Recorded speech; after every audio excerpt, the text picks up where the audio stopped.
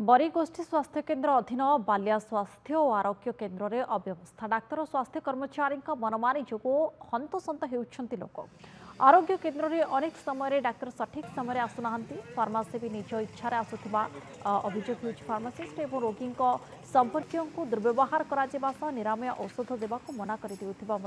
अभियोग हो नियम अनुଯାयी स्वास्थ्य और आरोग्य केन्द्र में सका 8 ରୁ 12टा जाए खोल कथा हेले डाक्तर एवं मनमानी कारण स्वास्थ्य केन्द्र को आसी निराश हो फेरुंट लोक तुरंत पदक्षेप नेबाई लोक दाबी कर मेडिकल गोटे 50 वर्ष ऊर्ध अनुष्ठान ये हूँ लोक अंचल परिचय लोक मान उद्यम लोक एठू बाउंश छण गुटा दे लोक निजे माटी मुंडे ये मेडिकल जदि मेडिकल लोक एत कलापर जब मेडिकल लोक कम लगी पारनी मेडिकल लोक सुविधा जोगे पारनी ताहले मेडिकल रही लाभ कौन मुझे आसले 8टा भितर हम 10-15 कि 8 भितर ना बंद थी गेट खोला सार आसिले तो 9टा